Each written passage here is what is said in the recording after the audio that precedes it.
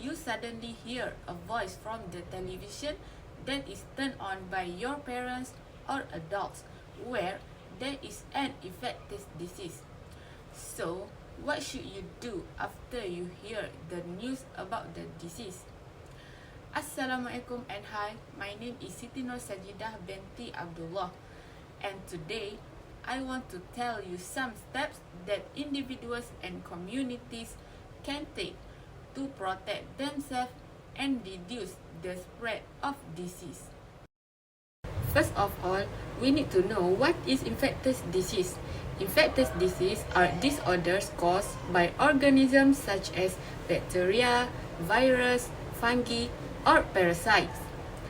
These organisms can be transmitted from person to person through the air, contaminated food or water, or through other means. Examples of infectious disease include influenza, tuberculosis, HIV or AIDS, and the latest one right now is COVID-19. This disease can range from mild to severe and can be prevented or treated with proper medical care and public health measures. Let's get back to our topic of steps that individuals and communities can take to protect themselves and reduce the spread of disease. I have 3 steps on it. First is staying at home. Individuals may be advised to stay at home as much as possible, especially if they are at higher risk of severe illness from the virus. This can help reduce the overall number of interaction and potential exposure to the virus. The concept of staying at home, also known as shelter in place or lockdown, involves minimizing non-essential activities outside the home and limiting close contact with individuals who are not part of one's immediate household. Staying at home aligns with public health recommendations and guidelines aimed at controlling the spread of infectious disease. It demonstrates a commitment to community well-being and helps support efforts to manage and contain outbreaks. During outbreaks of infectious disease, public health authorities often recommend measures such as quarantine and isolation to limit the spread of the illness.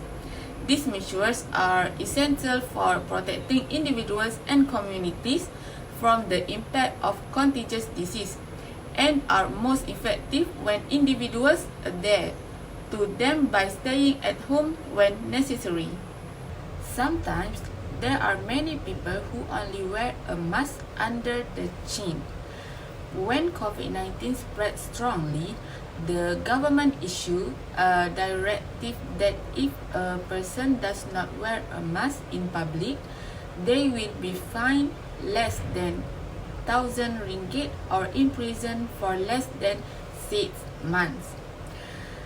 It is not logical, but the government does it for the safety of the people.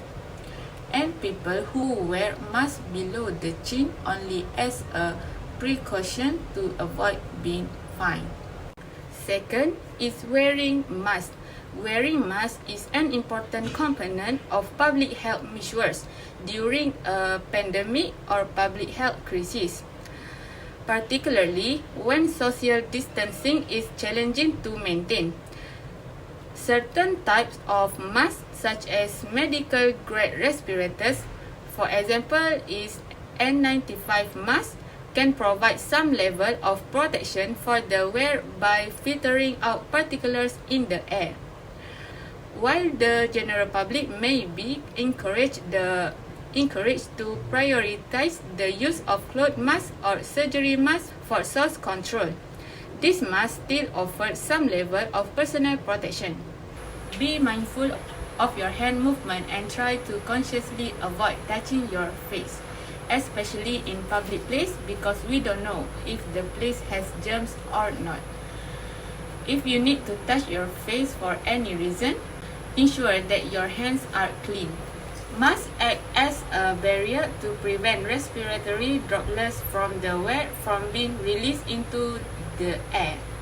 This is especially crucial because individuals infected with a virus, such as COVID-19, can spread the virus to others even if they do not have symptoms or before symptoms appear. Last but not least is practice good hygiene.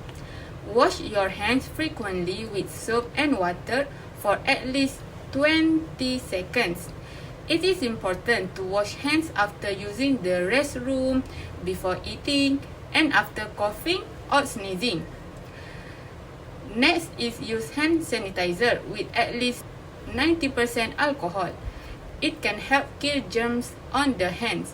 Furthermore, is cover your mouth and nose with a tissue or your elbows, like this, when coughing or sneezing, and avoid touching your face. Touching your face, especially your eyes, nose, and mouth, can transfer germs from your hands to these entry points for infection. It is important to try to avoid touching your face, especially with unwashed hands. I will give one example with an infectious disease, which is COVID-19.